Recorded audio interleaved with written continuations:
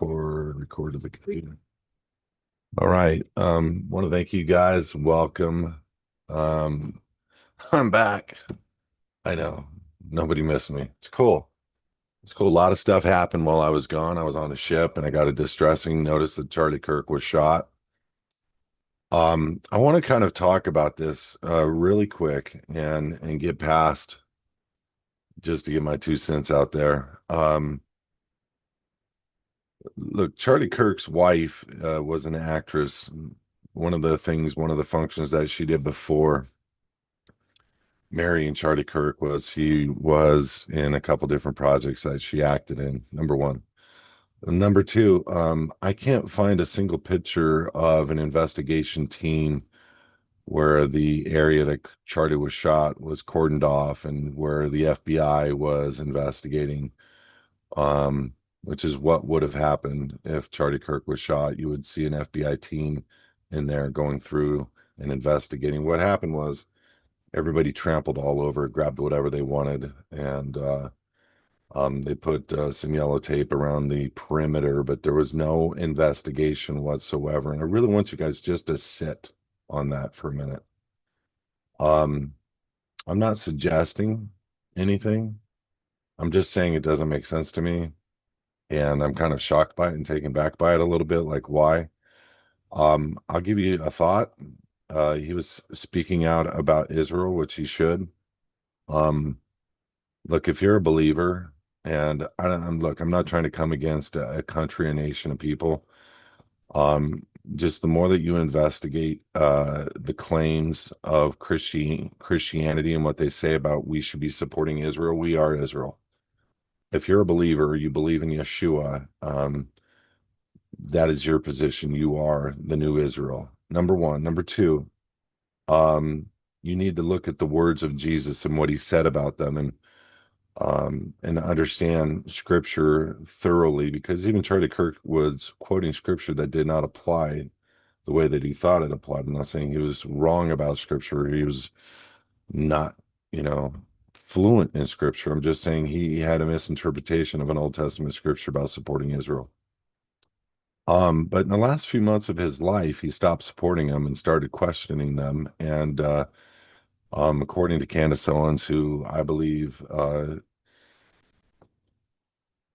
there's a rumor that she was in the CIA for a year, and I don't have any other opinion right now about her. I'm proud she's investigating the claim of the death and trying to figure out who killed Charlie, but she could be a supporter and in on this whole thing if in fact he never died. But it has been suggested that he is in a witness protection program, better known as Valhalla. Um, and that's one of the suggestions that is out there, and it could be a complete conspiracy theory, but to protect him and his life, due to circumstances surrounding Israel. Leave it at that. Hey Ben, I'm not taking any questions or comments. Just post your questions to the Q&A, and we'll leave it at that. But guys, I do want to say there isn't a single thing that any news or anything that's being delivered on the news that can be trusted, even if you feel it is being delivered from a mouth of a trusted person. Let's say President Trump is talking and he says something, makes a claim, whatever. I really want you to just question it. Is it real? Is it AI? Because the times that we're coming into, we have to be smarter than they want you to be. And you really should be just taking into account everything before you make a decision for yourself. And the reason why is you really don't know what to believe. They can take literally President Trump and make him do a speech that he never made, and it would look 100% real. And so knowing that, you really don't know what to trust anymore. And it gets down to your relationship with God. and what is able to be penetrated there in your mind. And there's a lot of stuff going on. Like there's this conspiracy of tomorrow. And again, for the last 1,000 years, whatever, September 23rd has been a big day for people that believe in rapture. I'm not saying I don't believe in a rapture. I just don't believe in the consistency of what could be construed as a rapture being taught by the church today. And the reason why I say that is because what happens if it doesn't happen? Well, what happens if a party of people go someplace or disappear someplace and you're not a part of that? You're going to lose faith.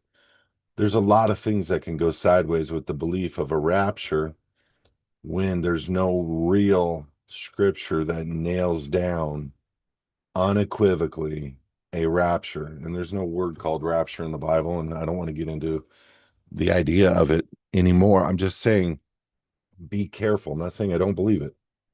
Be careful with your belief systems in the next couple years, especially when people come out and claim to be Christ, especially, or people, excuse me, I caught a cold the last 10 days um, in Europe.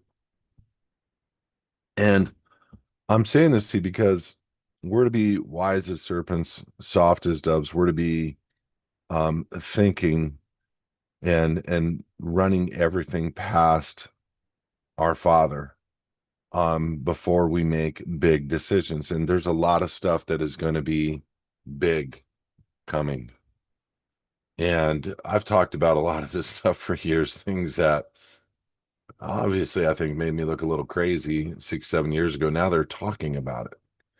Now they're building up to it. Now they're, getting everybody ready for those types of scenarios, whether it's, I don't want to get into naming it right now because I don't want to have to um, adjust for or speak to my reason for thinking these things because a lot of people might think that it's crazy. But look, 2 years ago, they didn't want you to believe UFOs existed. Now all of a sudden they exist as if they just started showing up 2 years ago. No, it's been something around for a long time, whether it's demons, whether it's whatever.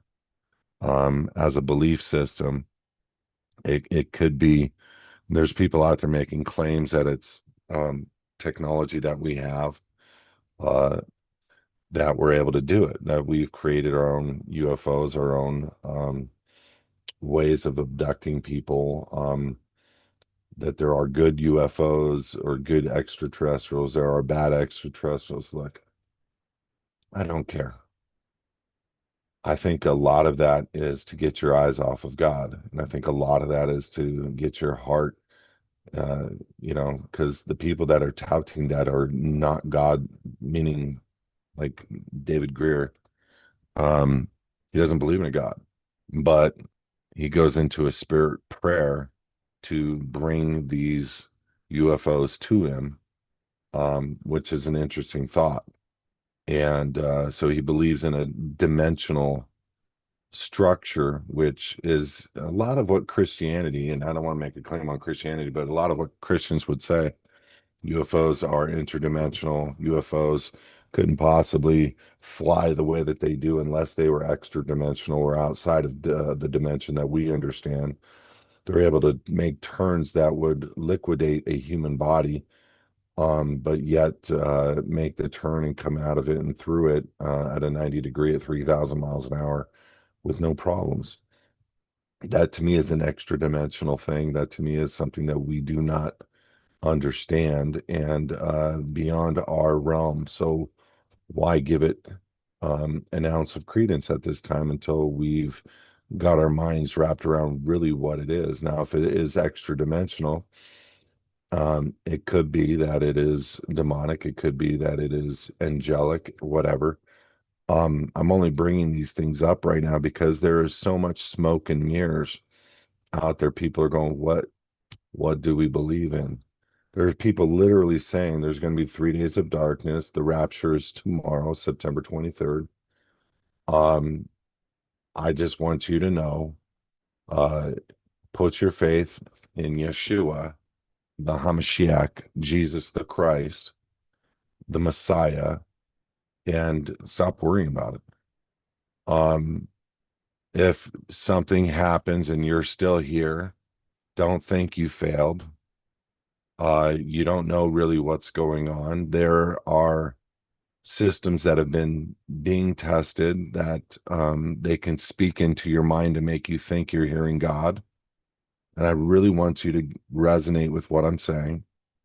There's technology that exists that will speak what sounds like God into your mind, and it's all to deceive.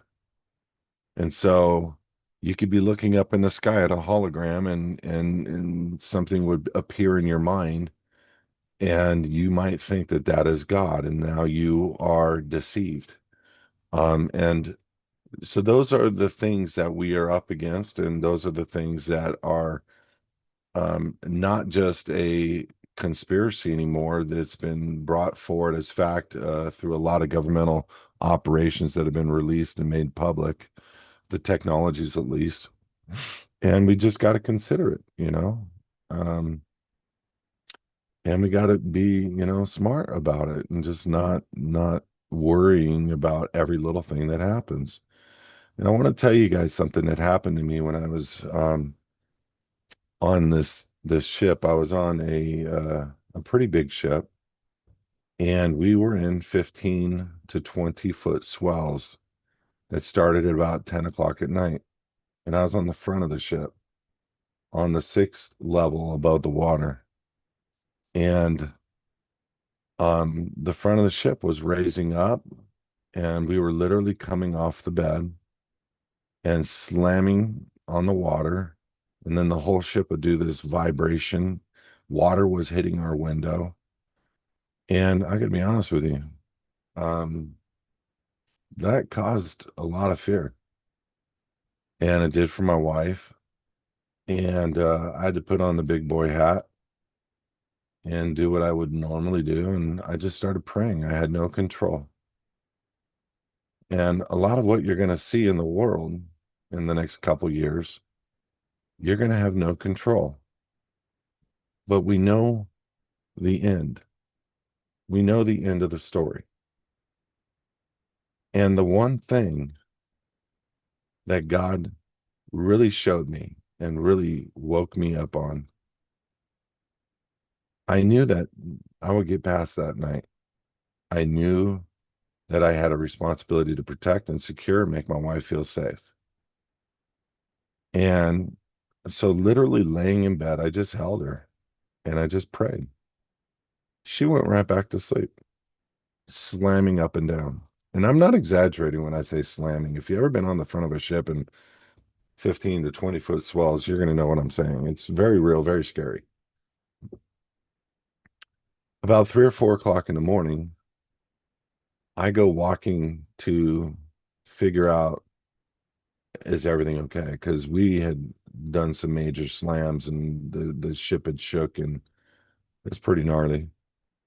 And I realized when I hit midship, it was pretty calm. And, you know, I'm like, the cheapest seats are the middle bottom of the ship, and they're the safest and most comfortable and quiet. So the next morning, I'm tired beyond anything you can imagine. I'm just adrenaline pushed. I wake up, I call the concierge, and I said, I need to get to the middle of the ship. She said, I'm sorry, it's fully booked. I'm like, okay. I said, do you have anything in the back of the ship? She said, yes, we do. I said, here, come and take a look. The room was kind of messed up, you know, looked like there was a party in there or something. It was clean, but it just looked like there were a lot of parties happening in that room. But we went to the back of the boat, and the next night it was a completely different ride. And it was the same size swells the next day. What I gained from that whole thing was the comfort that I felt laying in the bed, slamming up and down in the middle of a literal storm, in the middle where waves are hitting my 6 story window. And God reminded me that tomorrow it's going to be calm, that tomorrow I will be able to move rooms to the back because in the middle of the night, I went and investigate. I went to the middle of the ship. I'm like, oh my God, it's calm. I couldn't believe it. Just look at it like this. So the waves coming through, the front ship goes up, the back goes down, and then slam. And the front and the middle is in the same place the whole time. The middle doesn't move, just slightly rocking. And so in the middle of the night testing this out, I'm trying to find the safest place or the most quiet place on the boat because I was tired of getting slammed and I had to use the restroom and I could not possibly use the restroom in the place in the room. And the middle of the boat was calm. You could feel the bumps, the vibrations, and you were rocking, but it was nowhere near the front of the boat. But what God showed me and taught me was we already know the other side of the story. I already knew the next day we were going to be okay. By the way, if you're ever going to go on a boat, don't watch ship crashes or ships breaking apart or carriers breaking apart before you go on a ship. Okay. Because that's what I did. I watched carriers cracking in half and then sink. I was watching boats break apart in storms and sink. So the whole night I'm sitting there, I'm like, Father God, and I was blessing this boat and protecting this boat. And maybe I was there at the front of the boat for a reason to protect the boat because some of those slams were pretty scary. And I actually got to talk to the captain the next day, and he's like, yeah, that's never happened before. I'm like, really? That's the first time you felt these? Well, sometimes when we go down to the Antarctic, passing that sea, I forget what the name of it is, really, you feel it. And so that kind of blew my mind. But long story short, guys, I was able to keep my eyes on the finished product. I was able to keep my eyes and my heart knowing I was going to make it through, knowing everything was going to be okay. And I kind of felt completely at peace and I got to grow a lot in my relationship with the Lord and trust and all of that. And so knowing that we're coming up to these times, knowing that we're coming up to trials, knowing that we're coming up to some of the greatest deceptions ever recorded in the history of the world, we also know there is a return. We also know that we win in the end unequivocally. And we just need to keep our eyes on him. I just want to encourage you guys with that because if you are looking at your circumstances in your life and you're not looking at beyond and going to the blessing or going to the finish or the outcome, the end of the game that you already know that you've won, um, you're robbing and you're ripping yourself off, and you're going to spend more time than you need to in your mind. Once I was able to get there, I was at complete peace. I wasn't able to sleep, but I was at peace, and I knew that I was surrounded by God and His angels, and I knew that we were going to be protected. But it was one of those moments in my life where, like, oh my gosh, it kind of made me think different about this world, and I was, when XRP hits, I'm going to talk about that right now. When XRP hits, I was thinking about buying a boat. Oh, heck no. Oh, heck no. No, no. I am not buying a boat. I mean, if I do, I'm going to leave it in some small harbor. No, just go there just in case I need to get out into Admiralty and not have to worry about what everybody's telling me to do on the land. But that was the only reason why I was trying to buy a boat because there's a place called Admiralty that we can operate as captains and be the handle our own dominion on open waters. And the bottom line is, in the times that we're coming up against, these things that we think we need, and then God puts you on a massive ship and then bounces you around like a toy doll. I'm like, okay, I get it. I get it. Just tell me what you want me to do. I'll handle business for you. I'll take care of the affairs anyway. XRP. I'm still strong, strong, and even more than I ever have. Well, I have a meeting with somebody that you all are watching on the internet. I don't want to say his name, but there's a guy that's on the internet that is an institutional insurance and fund manager. Most of his assets are in XRP. He's a young man in comparison to me. And I'm going to go meet with him mid-October and talk about ways of having our XRP managed to where we get a rate of return on it, to where it's not given up to the institution to where we can demand it back at any time. And also having it insured and so forth. So we at HISAdvocates are taking a lot of steps and looking down that road because right now, whatever 284, um, I'm thinking that we're looking at a huge return of investment for all of you guys that have gotten into XRP, and it's never too late, to jump in. Um, there's a lot of people that jumped in early on Bitcoin and at $1,000, and they thought they were at the high, and Bitcoin now is 115, whatever it is, 1,000 per coin. Uh, I just want to say that XRP ETFs are being approved. You're going to watch one of the things that Judge Torres of the case decided on, and I know that I've already said this privately to our VIP members. I don't know if I've said it here on the Q&A, but made it illegal for Ripple to sell XRP directly to institutions, and that's absolutely to our benefit because it's the purchasing of XRP at the rates. Like today at 2100, which there was a drop from um what I think was about 290, 287, 288. Yeah, 288, instant drop to 270, and getting rid of all the short positions and then started buying back immediately, bringing it back up to 281, 282. So what the massive whales are doing is pushing little guys out, people that are playing the game of shorts with XRP, and taking a little bit back at each time. What I'm also seeing based on that, um, you're going to see XRP probably get deplatformed. So make sure you get it and get it into your hands as fast as possible. They're going to run out of it. There's no doubt. The valuation of XRP,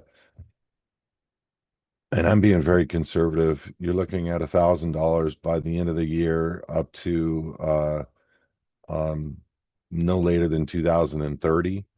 But I'm going to suggest that by 2030, just based on the speculation, based on what I've seen come into the market, what I've seen the valuation of XRP do, with ETFs happening right now.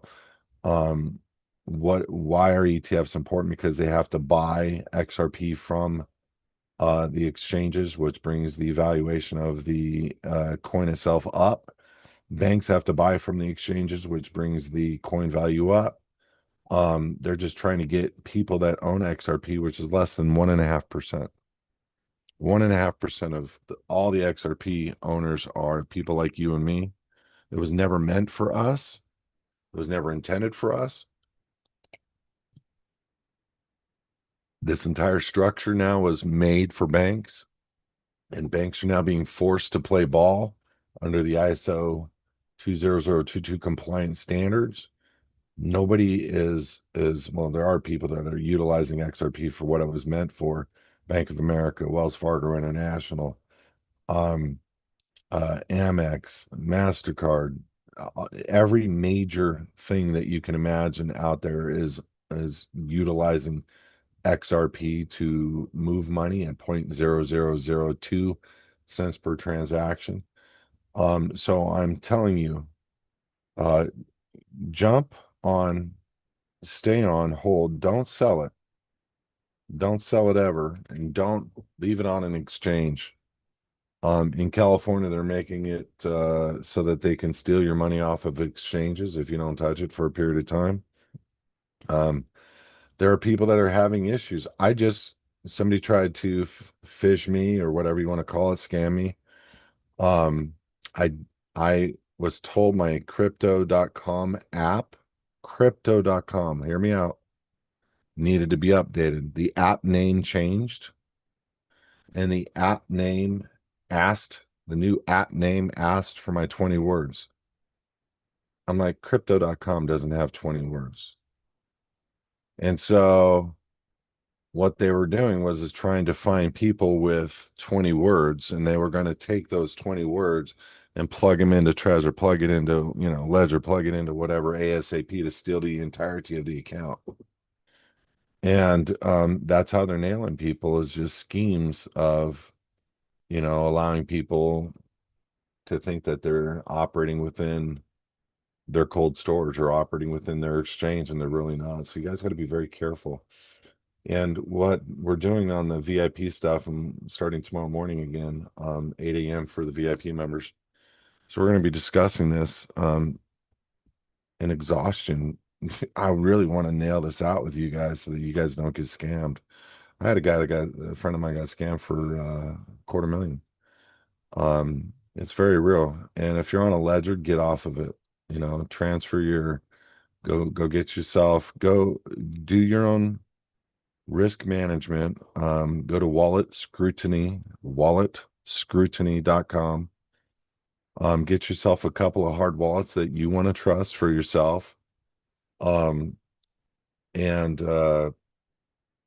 secure your coins on a hard wallet. Spend a couple of days trying to figure that out, get them all secured so that you're not left out. Where somebody is scammed you. Never put your 20 words on your phone. I know I've said this before. Never take a picture of your 20 words. God, don't do that. Please. That's just stupidity. Don't copy your 20 words into a contact on your phone. I've seen that. Um, you're going to write down, hopefully you're going to create the words. If not, you're going to write down the words from the hard wallet, and you're going to put them into a place where they are secure. And the issue is translating this in a will through your foundation, not a trust, through your foundation.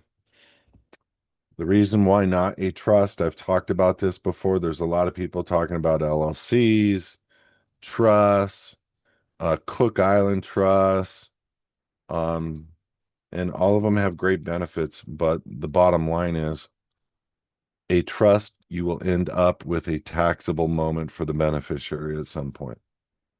So teach your kids right in advance. Put a trust situation inside of the foundation. Develop foundations for your children. Teach your children how to manage a foundation.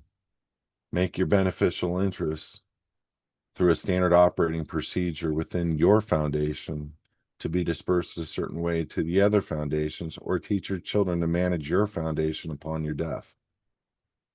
Everything should be owned by the foundation, because if you have anything in your name, you're not the owner. And I know people struggle with this and they don't identify what I just said or understand what I just said. Your name is not owned by you. It's on a birth certificate, and it's owned by the state. And so everything that you put your name on, the all caps name on, a title to a home, your car, whatever, you're now giving it to the state.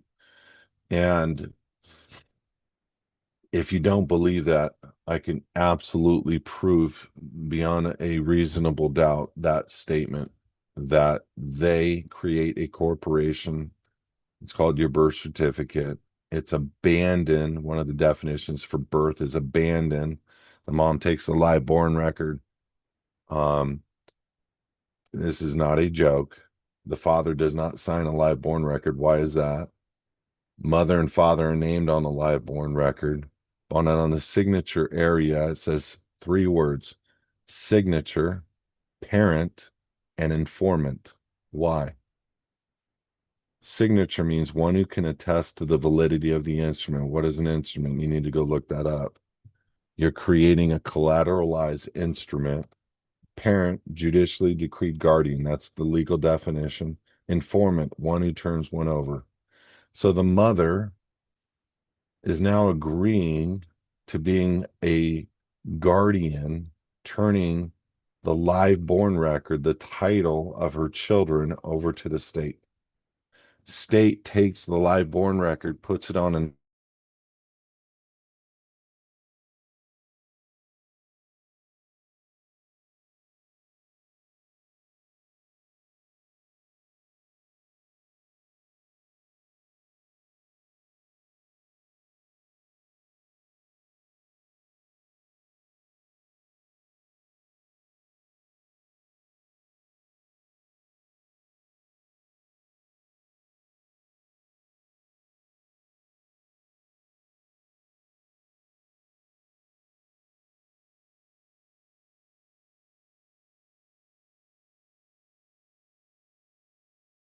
abandonment certificate, specific, merit, so they cut.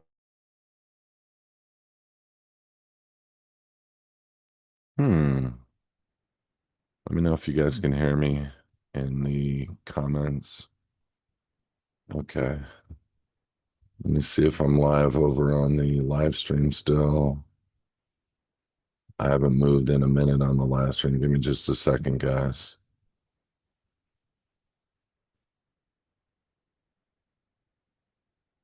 Just making sure. Hold on one sec.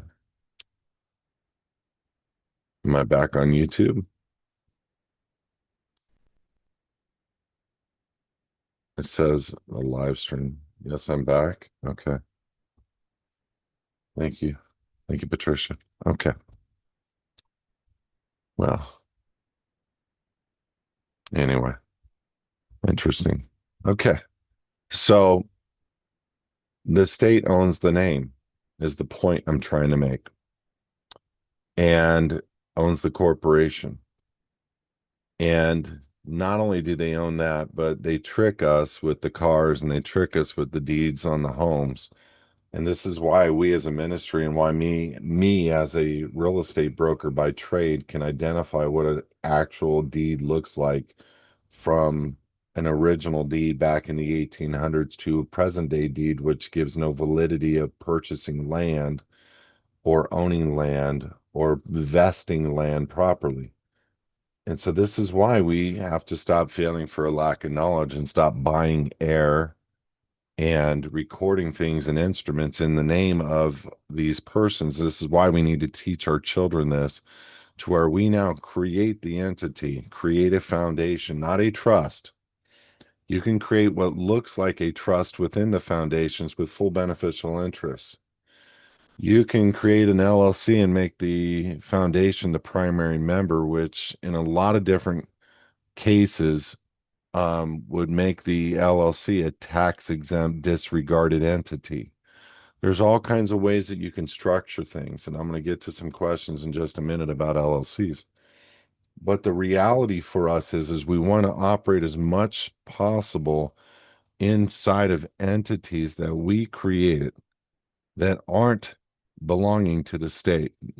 I know that you think just because I registered something in the state of Wyoming, that doesn't mean Wyoming owns it. Yes, it does. The actual term of registration, when you get down to the brass tacks of what these terms and these words mean, anytime you make a deposit of a dollar bill or $100 bill into a bank, you're giving something to the bank and receiving a credit on back from the bank, and you're actually turning your asset over to the bank, and the bank is just giving you a digital equivalent or credit on that dollar back into an account. They now own the dollars. And if the bank were to collapse, you would get stock in the bank in return. And this is what I've been telling people now that this president who has done a lot of great things, but done a lot of, for me, questionable things, like made every single retirement.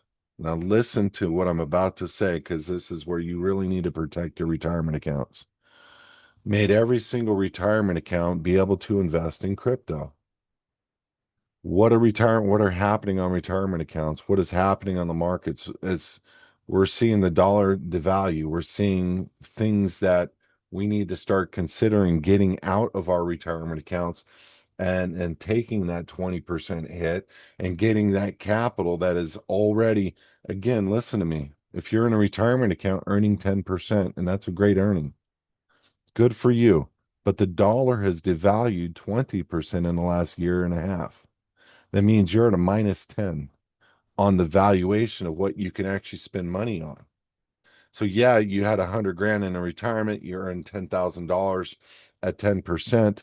Now you have 110 grand, but the valuation of what you can buy has been devalued by 20%.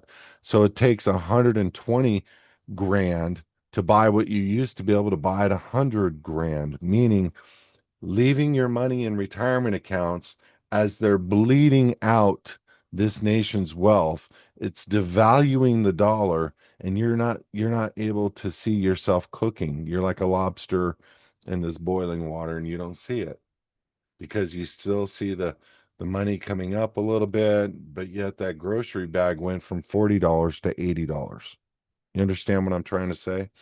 Get your money out of US dollars by any means as fast as you can.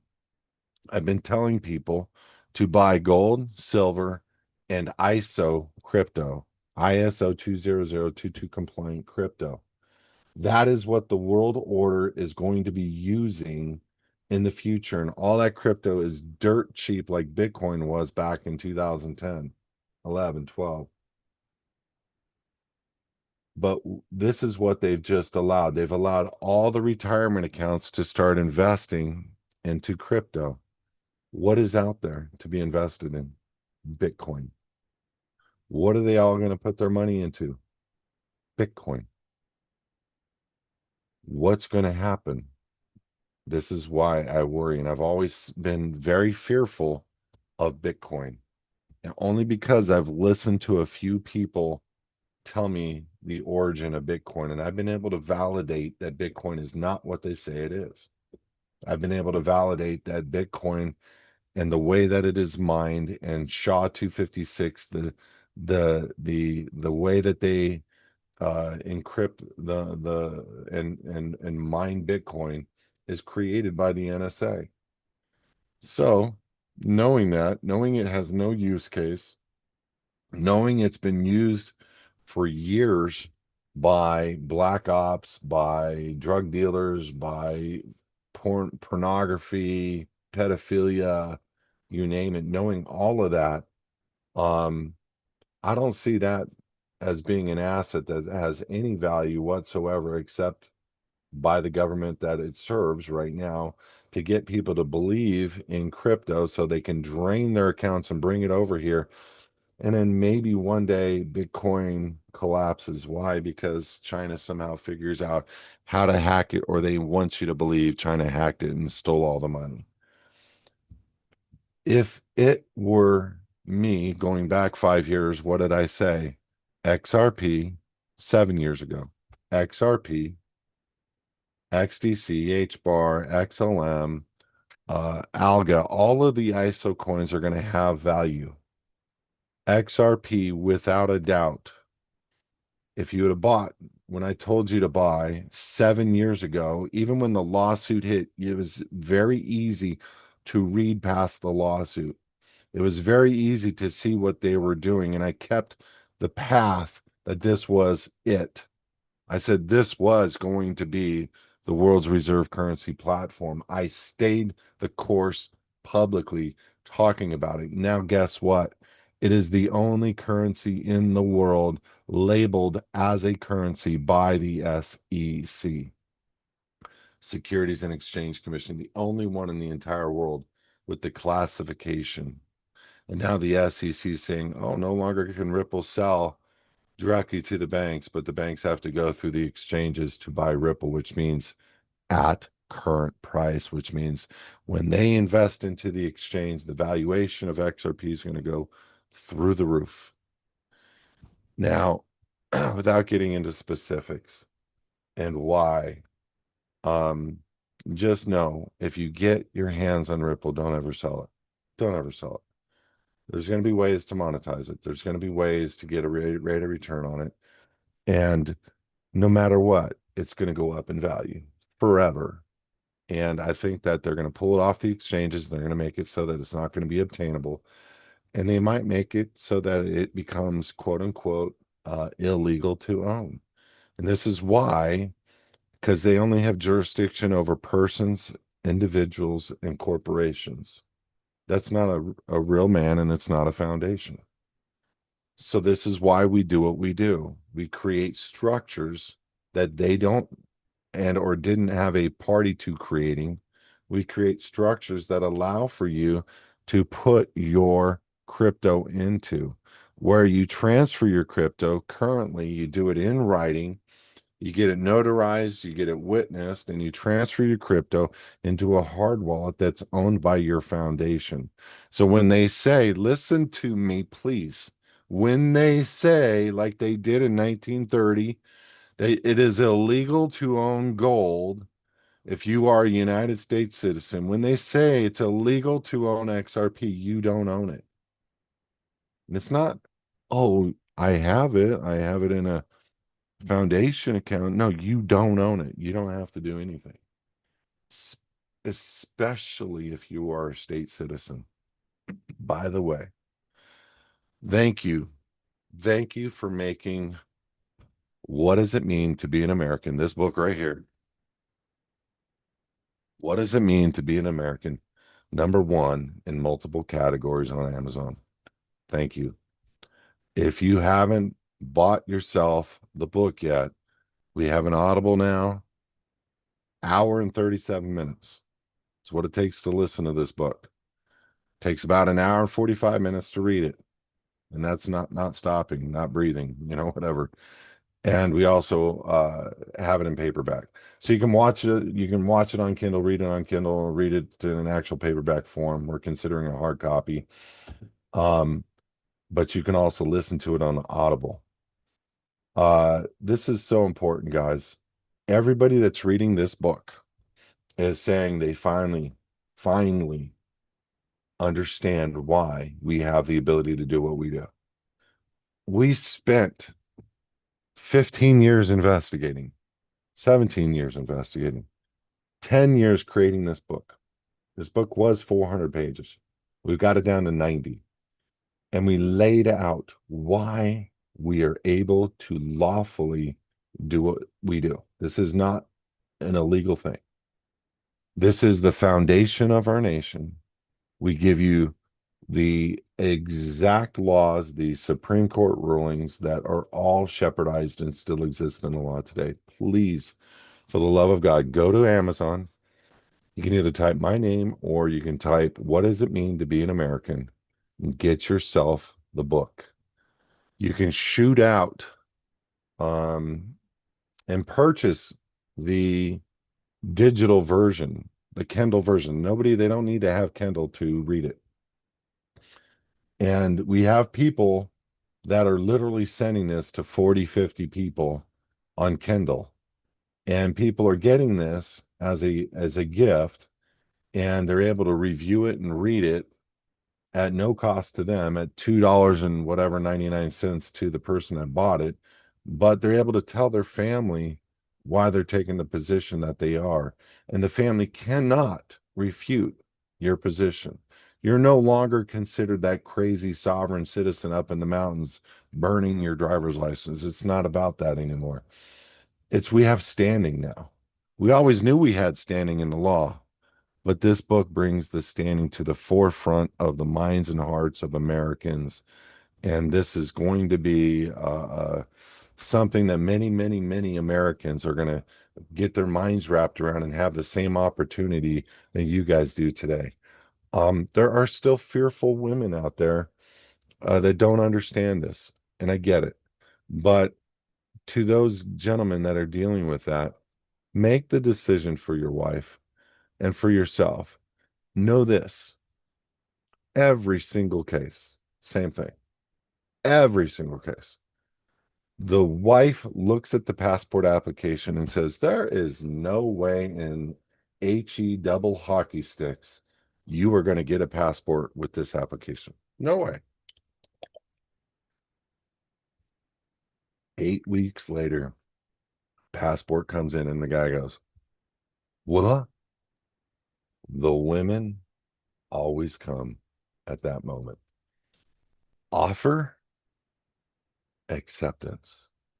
How do you deny in law, listen to me, being a United States citizen under the pains and penalties of perjury, but make allegiance to the Declaration and to the state to which you were born on and to the greatest nation in the world, the United States of America, and get a passport? We show you where it states the United States is a corporation. We show you where the Supreme Court has already ruled this, and that you can be a U.S. citizen and not a state citizen. We show you that you can be a state citizen and not a U.S. citizen.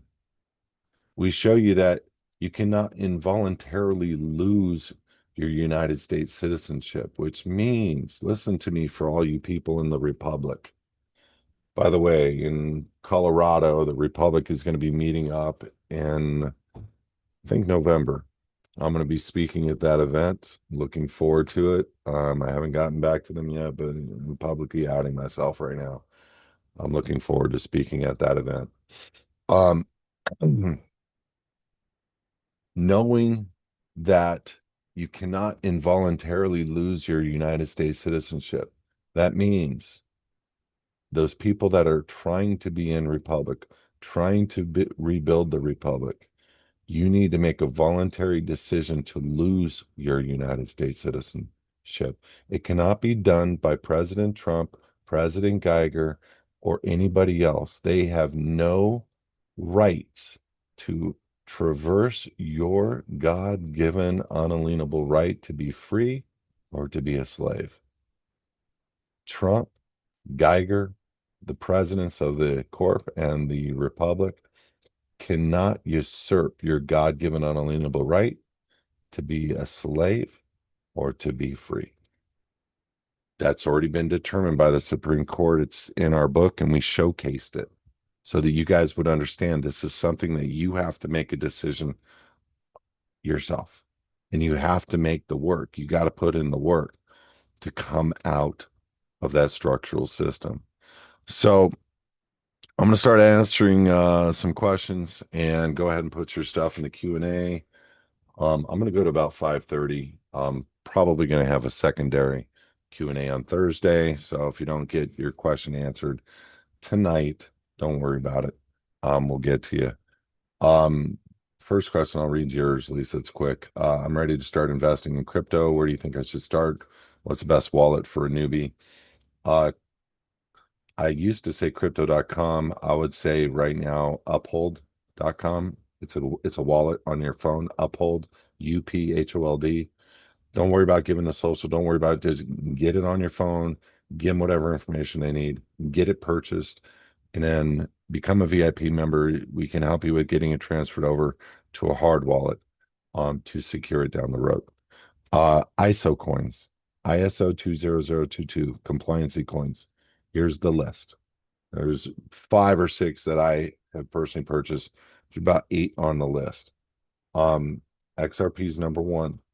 XLM is number 2. HBAR, XDC, Alga, and what else do I hold? One other. I'm blanking. But if you just get a few of each, just a few of the ISO coins, you're going to be set. Just put yourself in a position. If you got retirement accounts, take the 20% hit, flood it into gold and silver, flood it into XRP ISO coins. Use case coins already approved and working with the world structure to be a use case coin underneath that environment. That means it's going to grow and it's not going to be one of those coins that disappears down the road. I do find it interesting. Elon Musk said the two biggest coins are XRP and Doge. Now, the Jamad, okay, so Doge, look, I have a lot to say about Elon. Um, my personal opinion is he's going to usher in the Antichrist. He's a wolf in sheep's clothing. He's been pushing and promoting Doge. The meme of Doge is a fox. Fox, go Google this. Gematria Fox is the number 666. Do whatever you want with that. Okay. So there I said it.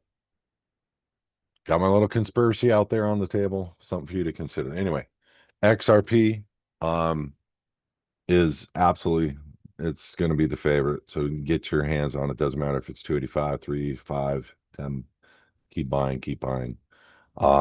It's super important. Number one question: can crypto assets on a ledger hard wallet be transferred to a Trezor hard wallet directly? Yes.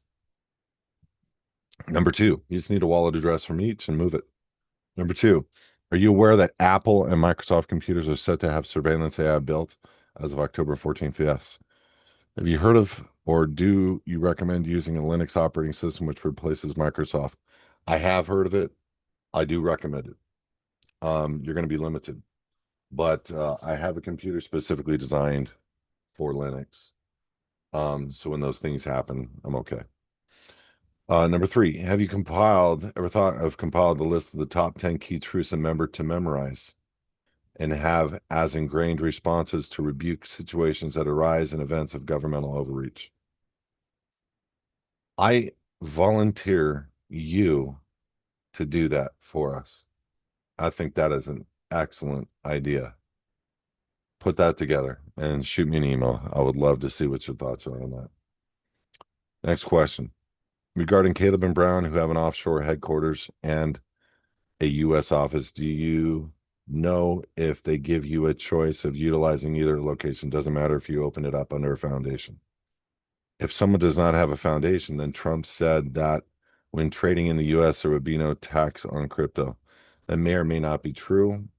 Um, it doesn't, for me, the element of having no tax on crypto done through my name personally is going to give people the desire not to set up structures offshore, onshore, whether LLC, foundation, trust, whatever. It's going to give people the element, the thought process that they can do it all under their name. And what's going to ultimately end up happening is they're going to get stuck unless they perform upon this Chinese credit score system that they are pushing forward to this nation by 2027, 2028. FYI. Next question. I'm about to speak with somebody about starting a payment plan, but I have a number of questions. I'll submit them separate support tickets. Now, this is the proper place. First question involves starting a 501, a 508 1C. I think you mean 508C1A. Could anything I might have said online in a previous Facebook account they suspended without cause or an account I no longer have access to be used to challenge the status of a ministry in the future? Absolutely not. Not if it's private, unrecorded, unregistered. Absolutely not. Your opinion about it has no variable as to whether it's registered or unregistered, meaning whether they have jurisdiction over it or not. You're golden. Next question. How would I set up a crypto wallet to transact in HBAR RPXLM using my PMA? That's kind of a lengthy question, but it's rather simple.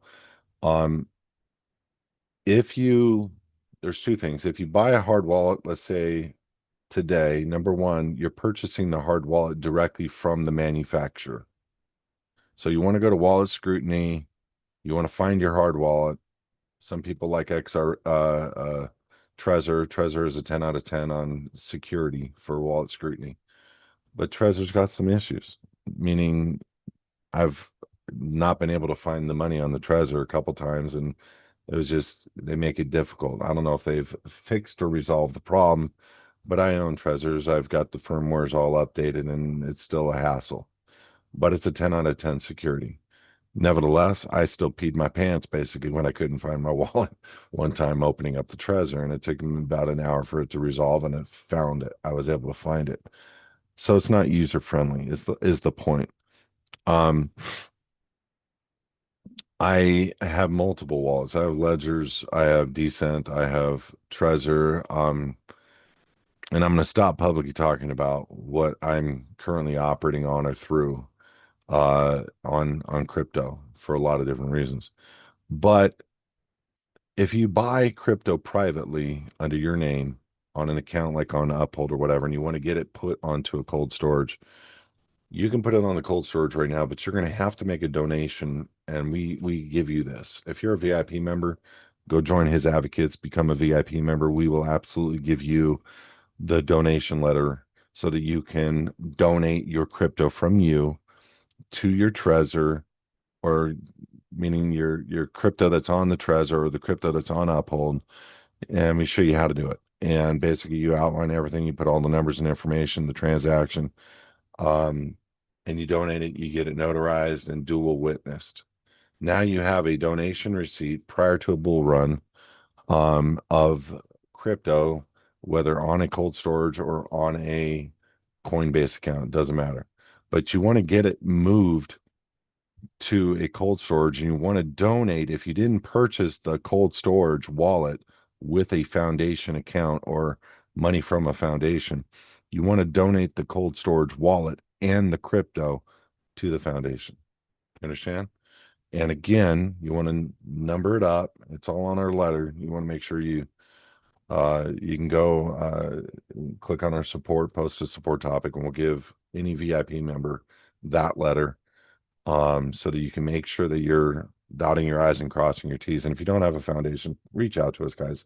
We're doing these left and right for people, helping them understand it all belongs to God anyway. Why don't you just give it to them right now? Stop pretending you can own anything in this world. It's all temporary, and let's start building up assets for the kingdom and do it right. But you can absolutely, whether you currently own it in your name or whatever, get it properly put into a foundation.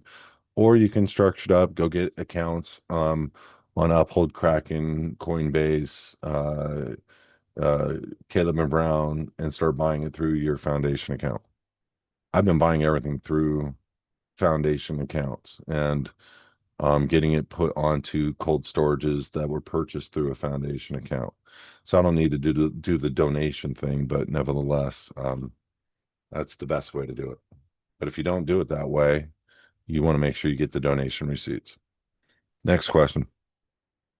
I have a tenant wallet already in my name. I would need to buy another one and set it up with my PMA information. No, just donate it. Um, Next question.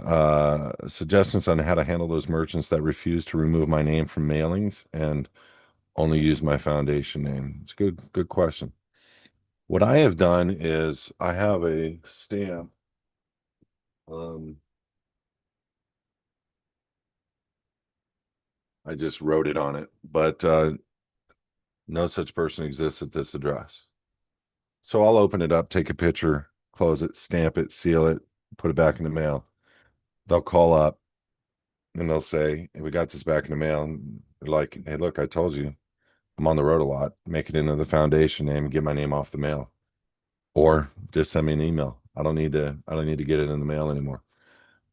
Pretty soon they're gonna get it. Once they keep getting refused mail, and um they're gonna understand and start playing ball your way. I've only had one person really ultimately um have an issue with the way that they receive mail, and it was through an investment account. We were able to handle that one as well. How do you suggest that I best handle those? Just answered that. No, we have to have your name on the mail. No, they don't. For some, I've opted out of all mailings. For some, I went to paperless to avoid. That's a good way. But then there are those that won't give me those options. What do you recommend on those? I don't feel like I can file the removal of the United States Post Office contract until I have those things handled. It's true. That's a good way to think. The bottom line for me is I barely get any mail anymore, guys. And I don't really have those issues. And when somebody actually mails me something, I just stamp it and return to sender. And they say, well, we're supposed to have. And I'm like, no, look, I do this for a living. You need to look me up. Stop playing these games. Get my name off this mail. And for people that don't understand why it's so important, it's the way that they get jurisdiction over you is through the United States Post Office. And if you haven't heard me talk about this, super important, super important. So you want to go look up maybe a previous conversation where I've talked about it. Next question. My driver's license is due for renewal. I wasn't sure what address to use on the two spots. Kelby mentioned something on the consult, but wanted clarity. We have two foundation addresses, one in blah blah blah, California, the other in South Dakota. What's on my current license is now my current home address, which we are trying to eliminate. Um, I have a UPS box store address on my driver's license in California.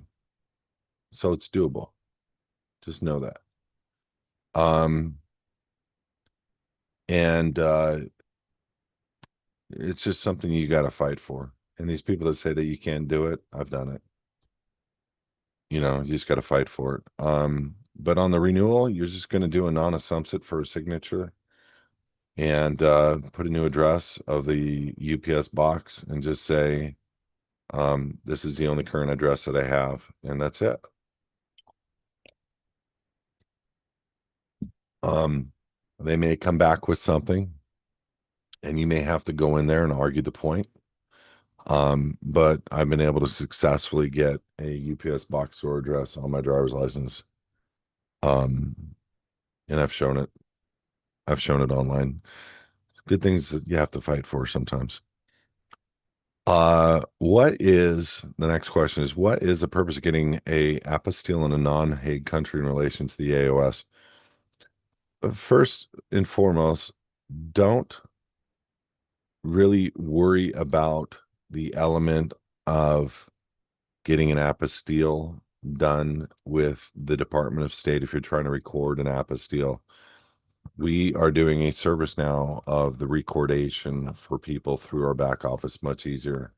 It's $100, but it's less than the total amount of the fees that you'd be paying at the Secretary of State. Plus, we do a lot of work to get it published and all that stuff. So just reach back out to us and we'll get it done for you. Next question. Can you confirm that it's okay to file my LLC tax return without affecting my personal ROE? Absolutely. Um, the tax return, you can be an agent of anything you want, operating in the public side of things as a state citizen all day long. You just got to make sure you do your reservations. Next question. This is a long one. Well, today it's Friday, and I had a good conversation with the attendant at the United States Post Office. I have all my passport documents together as taught, along with my existing passport. I studied the explanatory statement multiple times. The gal was friendly, but she looked over my application and said, I cannot use the DS11. I have to use the DS82. And she handed me one. I asked her why, and she said, well, why are you using the DS11? Good response. I was caught off guard and I did not know how to answer. And I said, well, I'm changing some of the information on my status as to what type of citizen I am. And then she saw the zeros and the tens space. She said, oh, I see. And she flipped through my explanatory statement and said, did you have an attorney do this?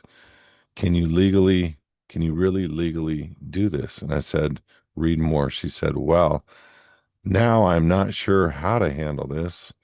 You need to go to our other office and see the manager of this.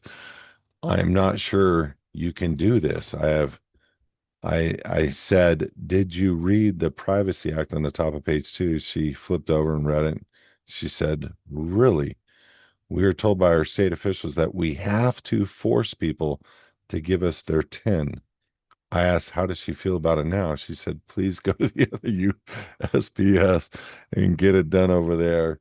We are just a satellite USPS office, and then come back and tell me what you found out. I'm very curious for personal reasons. Now I have to schedule an appointment at the other office, but overall, I take this as a good experience in learning how people think. They really do not know. My long-winded question is, why do we use a DS11 instead of a DS82? Number one, you're not applying for or reapplying for U.S. citizenship. You're applying for a state citizenship passport, so it's new. Um, and if done properly, I've had, I just took in my passport. I actually just got a new passport last year, this year, and I got back from my vacation and I washed it.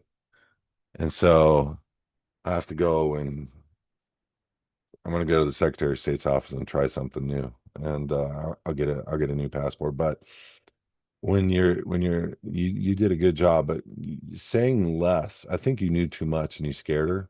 Saying less is a lot better. What I would always suggest is if you can't get it accomplished yourself, just set up something with, I've had to do this maybe 4 or 5 times, but that's it. Um, just say, look, no offense. Um, I know you're implying legal advice. You're just supposed to take this in and process it. I had private counsel take care of this for us, and they've done tens of thousands of these.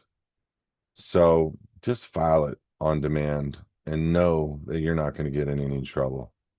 And send it to, transbox it to the Department of State like you're supposed to. And I promise you, I'll come back in 2 months with my passport and I'll show you. Just to always be kind, be courteous. Let them know.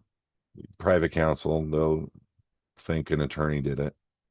And I think the thing that scares them is when you suggest to them that, I already paid somebody for the legal advice. I don't need, no offense to you. I just don't need your legal advice. Oh, I'm not giving you any legal. Well, yeah, you are. You're telling me how to fill this application out. And that's not your job responsibility. As a matter of fact, your job is just to accept this as is. No matter what they tell you, the law says something different. And I just proved that to you. So file it on demand.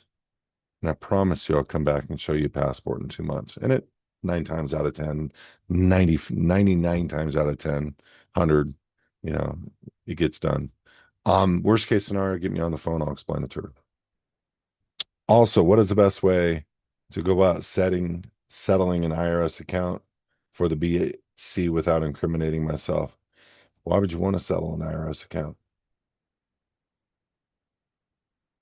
They're already paid on it. What are you trying to pay them again? You want to settle it? Do the revocation of election and say goodbye. Okay, that's settled. IRS has been prepaid on everything. Look up the debt, look up set off. They will literally use your signature to create tax returns to set the debt off and get paid on it. Next question. We are selling our house and purchasing a piece of land. The closing date of our house sale is in October. My thought was to conduct the sale of our property, existing property, which is not out of the system via usual means of business. Our realtor sent us paperwork for a typical deed and title company. Is this a good idea, bad idea, or what have you? Okay, so you're basically going to avoid capital gains anyways by putting it into a new piece of land. Um, you're not gonna have that issue because you're gonna be able to show the paper trail. So it's not a bad idea. So long as all the capital coming out of that first house is going into the new one. If you're trying to avoid capital gains, whole nother question. For the purchase of the new land, I'd like to purchase a deed template from HISadvocates and instructions on how to best go through the process. Yeah, go for it. You can do it on store.hisadvocates.org. It's $4.95. We just ask you to get the meets and bounds. You can look at old deeds of the land you're purchasing and get the meets and bounds. We'll create the deed for you and get it recorded. You have to own the land outright, so you're avoiding, you know, somebody's opinion over your deed. But yeah, we can get it done for you. After making this transition, my husband is embarking on this journey through the LPP. Hey, finally, a woman did it first. I love it. Yeah, happens rare. Normally, it's the man doing it first. Anyway, um, is that Joe? Joe, I'm gonna make you a moderator just in case. Add as a moderator. All right. Joey, smoke those fools and making any. I don't. I haven't seen anything negative in a long time, but smoke those fools, Joey. If anybody says anything bad, anyway. Excellent, Kim. Good job. I believe you. Very few, very few women with bigger balls than their husbands. I'm just saying. I'm sorry. God. Oh, by the way, France, so beautiful, but we need to find a way to inject the men with some testosterone. I'm just gonna leave it at that. There is so much estrogen floating around in in France, and yeah, okay, there, I'm done. I'm done talking about it. Hilarious. Okay, first question over here on the Zoom. Once in the private, how would I get to keep my concealed carry license in a state that requires one? Michael. Okay. So if you're in the private, you're a state citizen. The Bill of Rights and the Constitution and the elements of the Declaration all apply to you. It doesn't apply to a U.S. citizen. In other words, having a concealed carry is really for a U.S. citizen, not for a state citizen. So your idea of needing a concealed carry, you can keep one, but there's a lot of negativity that comes with it.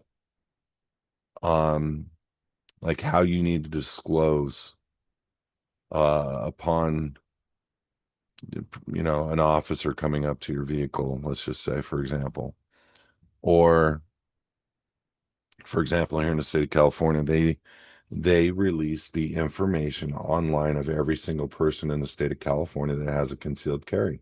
They made it public, and they said, "Oh, it was an accident." Um, I would just like to say the Supreme Court has already ruled that there is not a need for a person under the Constitution um, to have a concealed carry. Um, and they've specifically in California, there's a California Supreme Court ruling out of San Diego that goes directly against everything that they have for a statute code or an ordinance. Do with that what you will. But if it were me and I was a state citizen, I would not request the right to carry. You have an absolute God-given unalienable right. Now, knowing that, I would not carry a registered firearm. I would carry an 80/20. I'd carry a firearm, or excuse me, a gun that I built. What is a gun? What is a firearm? A firearm is a registered gun. So I would carry a gun that I built with these hands that is unregistered, legal, 100% legal. We're not talking about illegal concepts. We're talking about legal, lawful concepts. And having that gun carried, guaranteed by the Constitution, you may have a problem with an officer, but I guarantee your ultimate rights will be defended by the Supreme Court. Um, and you may, the idea that you're gonna get hassled or caught with a gun, as if you are doing something illegal, you got to get it out of your head. 100% lawfully allowed to carry a gun in this nation without a concealed carry permit. It's just written into our Constitution and guaranteed by the Bill of Rights. So do with that what you will, but it only applies, those documents I just suggested only apply to a state citizen. So why, as a U.S. citizen, would you need? Well, you're going to need, because the Bill of Rights doesn't apply to you, you're going to need a concealed carry permit. And that's why you've been programmed to think you still do as a state citizen.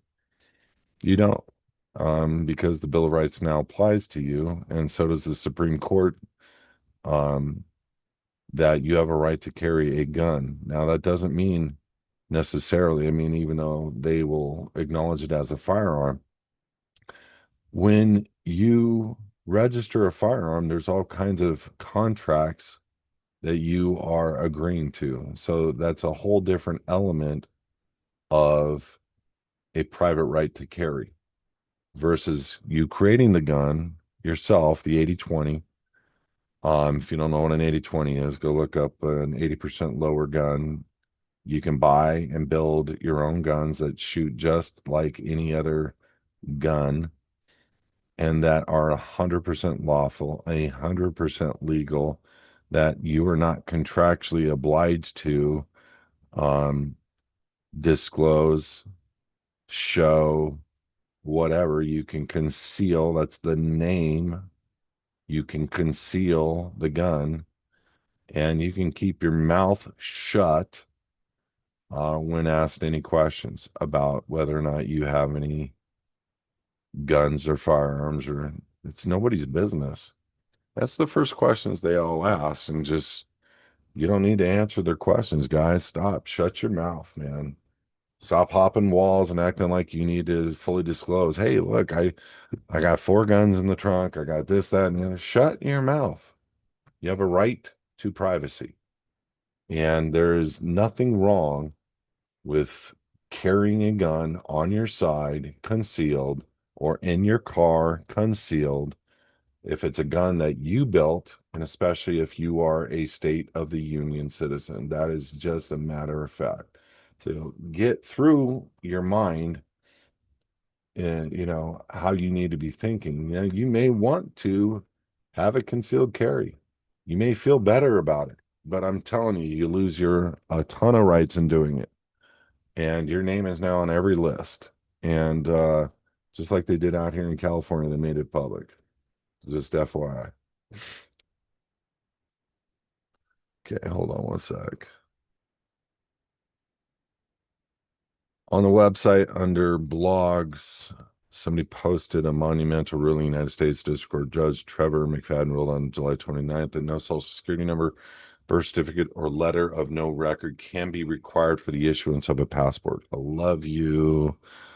Okay, somebody look this up and send it to Kelby at HISadvocates.org. Look this up and send it to Kelby at HISadvocates.org. Make sure it is a real case, and I want a copy of the case. Um,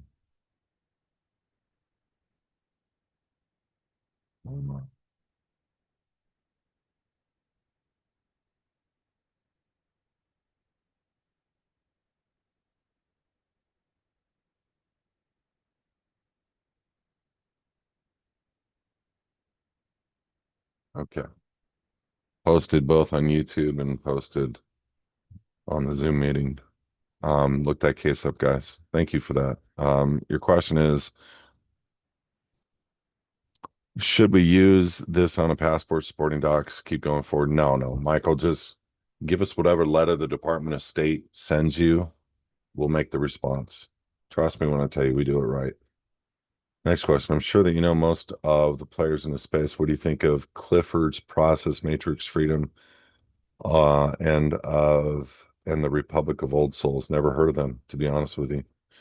Or if you're not familiar, would you look into their structure as a hybrid structure, recognizing underneath international laws, self-declared nation under U.S. laws, a 508c when they know that's BS. Their nationals are so look, I don't know what they do. So I can't say it's bull crap. But I know what a 508c1a is, and I know what people would allege as a national is. Um, and there is no supporting case laws for what you're stating. There's nothing out there about nationals other than 8 USC 1101 821. That is a US code to get people to think that national is synonymous with state citizens. This is why we created this book right here. This book. This book gives the Supreme Court rulings, the founding law of the nation that allow for us to be a state of the union citizen and not a US citizen. Why would we want to go somewhere that has no support in law whatsoever when we could stay right here, have a passport recognized by the Department of State as a state citizen? Dump the IRS, keep the Social Security, dump the contract, dump the DMV, keep the license, dump the relationship, the contract, and go through a process where we can be a state citizen without being a sovereign citizen, knowing that we are sovereign under God, knowing that the state Supreme Court says that we are sovereign. But find me one case that supports any of these gurus' claims. And that's the thing that I don't get. These guys go out and make these compacts, these self-declared uh affidavits of X, and there's nothing to support any no Supreme Court ruling whatsoever to support their position. No international declaration of support, nothing. And why would I want to go international anyway? I'm already international under God. I'm under God directly as a state citizen. This is something people just don't understand the concept of. Um, but I'm open to anything. I have the Supreme Court. I have yet to find any gurus out there teaching anything with relevance that shows that anything of what they do has any protections under the law. We have every protection under the law. And this book, what does it mean to be an American, supports and shows people why they are protected as a state citizen. Next question. Quick note on wallet scrutiny that it might be a good idea to mention for people that it is to vet the trust of the platform itself first and foremost, which they may change at any time. So it's a good to check regularly, not against the outside agents exploiting, which is a clear vector of attacks that needs to be looked into separately and just as important. Thank you, John. Truth. Previously said you had mentioned that signing non-assumptive without recourse on a check that being cashed outside of the regular banks, Chase, Wells, Fargo, one of the best ways to stay outside of prison is one of the best ways to stay outside of prison. Why would you go to prison for cashing a check? Let me ask you that. However, being that this is a little, that this is a level of Kevlar, how exactly should it be signed so it cannot be misconstrued? Is there a quote unquote such as non-assumptive without recourse, or should the without recourse being signed inside the non-assumptive? So just know this. The banks created these terms and terminologies for themselves. The contract is the signature. So when you're adding to the signature without recourse, there is no recourse. And that's an important thing to understand. There's no need to define exactly how to make it happen. But when you're adding to the signature non-assumptive, that means non-dash assumptive, that means there is no contract and it's without any recourse whatsoever to the individual signing. So that is just something they have created for themselves. And it's just something you would put underneath your signature and above the signature line. And therefore it would be added to the instrument. Want to make sure it's submitted properly since I think it'd be very difficult and impossible to edit after the fact. The question I have is what would you be worried about on a check that you're signing that you would need to do all that? Unless it's a discharge instrument, then I would understand. Next question. In filling out the apostille, okay, so I already addressed that. Belinda, don't ask questions twice. I got your question over on the HISAdvocates.org side. So just kidding. You can ask it twice. Years ago, we invested in a we funder company and we want to move the investments into our foundation. Do we simply handle this like any other assets with notarized letter and witnesses? Yeah. Do you still have the account with the we funder company, or is it just you're taking stock and assigning it? So if you're taking stock, you're just assigning it, you're signing over the stock certificates to the foundation. If you're taking cash or assets or the equivalent thereof of inside of an account, you just want to move it to another account that's now in the foundation name. Um, I don't know how it's currently being held, so to exactly answer it, I can't be definitive. Next question. Are the total elements that comprise adding a dual witness to a form following two signatures, two printed names, is that all we need to add to a form for it to be considered dual witness as you define it? So you want two independent witnesses. So um, if you're trying to look, I don't know what you're doing this for, but if it's like a will, like our foundations are dual witnessed and not notarized, but if it's a will, there are some states that may want to intervene, don't know how. There's some children that may feel the need to bring a state action or state into their inheritance. Don't know why. We got to really train up our kids right. But the bottom line is, if it's private, two signatures, two printed names, and that's it. If it's public or if it has a chance to go public, um, on a will to be incontestable, notarized, dual witnessed. Any state would take that as a real will, notarized and dual witnessed. I have a comment and two different questions. I sent your book to a judge friend of mine who had a sovereign citizen come before her. She is a constitutional judge and began to ask me questions. So I'm excited about your book. It is difficult to switch my life insurance policies into my foundation name. Is it difficult? Yeah, because they're insuring you. They're not insuring, they can't insure a foundation, but you can make the name beneficiary of the insurance policies the foundation. When I go to the recorder's office, uh by the way, we're having a lot of attorneys look at this book and they can't say anything. They just, it exists. It's here. We're here. It's real.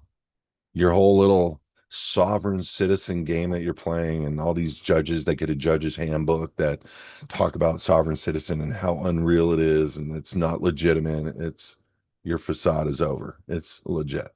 Okay.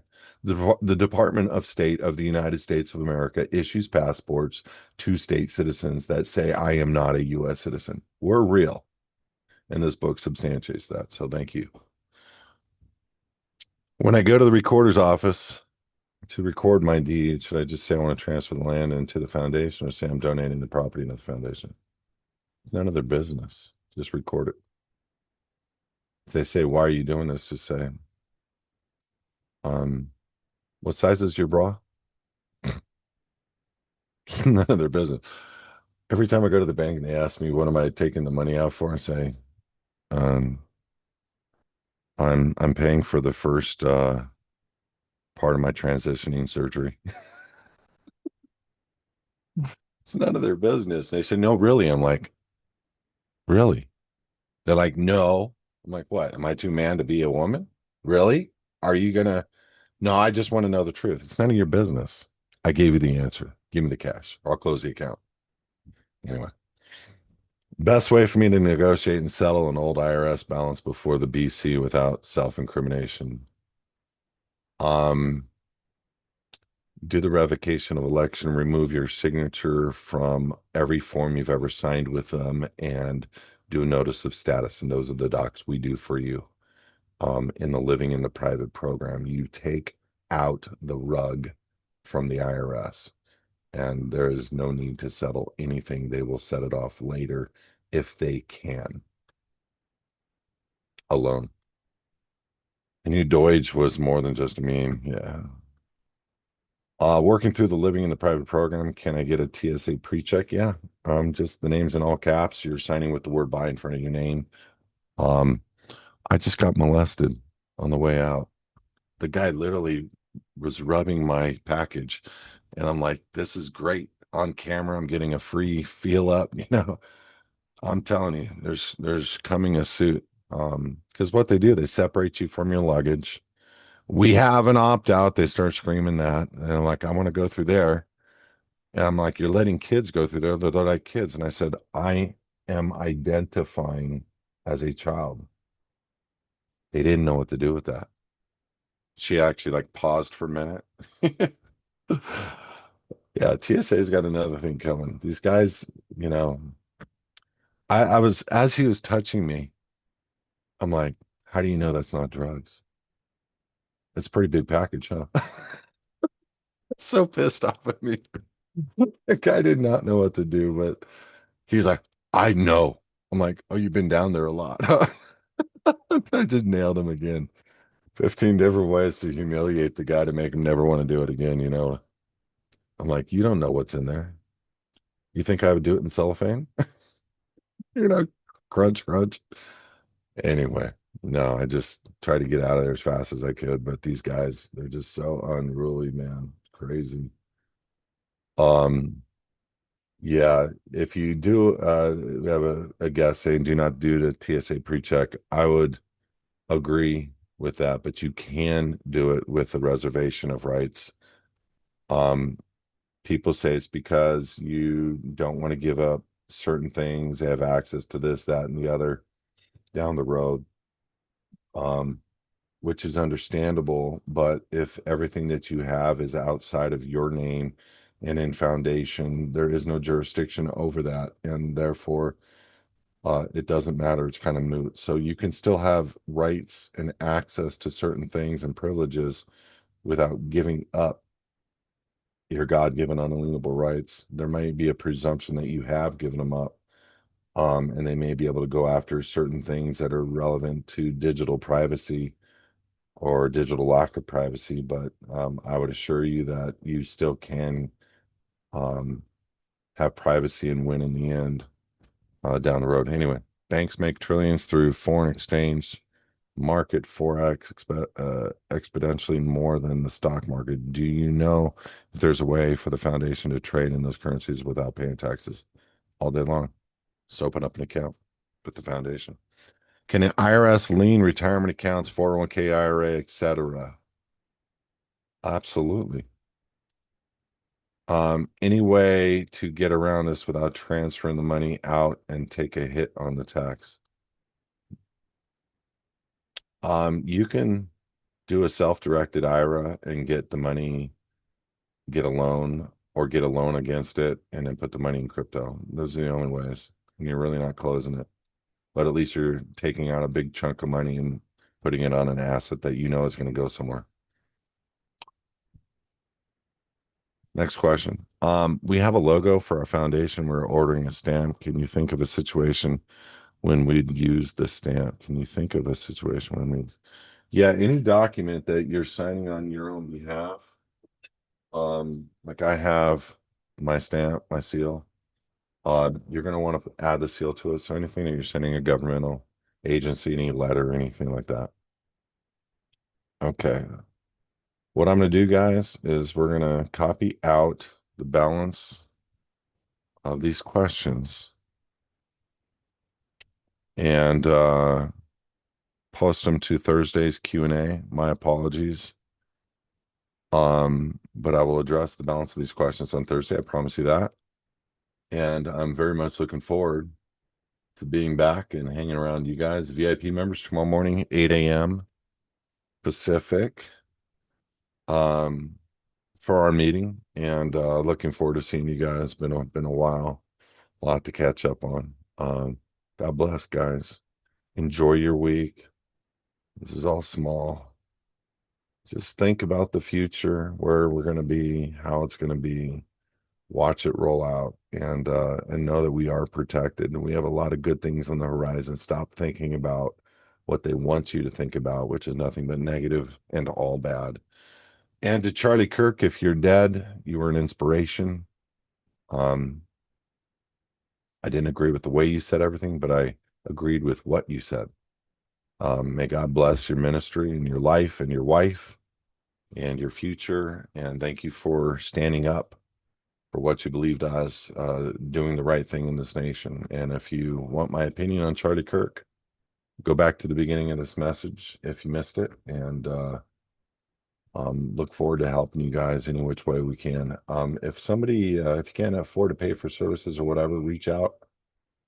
Um, we have compensation things that we do for people to allow for them to be a part of the services as well. We are a ministry. We do not receive donations from big investors. We are a self-supported ministry. So if we do work for free, it's out of the goodness of our heart and we want to help people out. But we do have to charge for services because it is, we have to pay bills. We have employment. We have all kinds of bills, guys. Um, please, excuse me, go register for HISadvocates.tv on your phone. Download the app. We're going to be catching up on the network and getting a team behind the network in the next 2 months. It's going to be the biggest private network, in my opinion, in the world, allowing for people to be able to see us anywhere.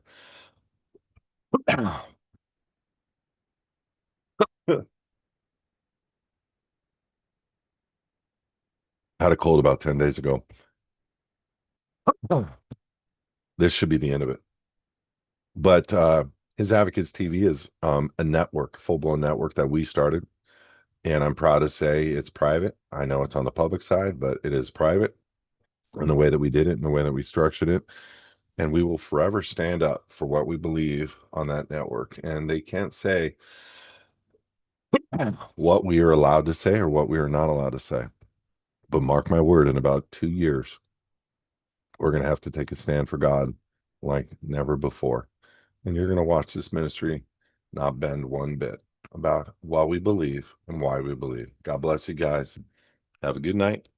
I'll see you Thursday at 4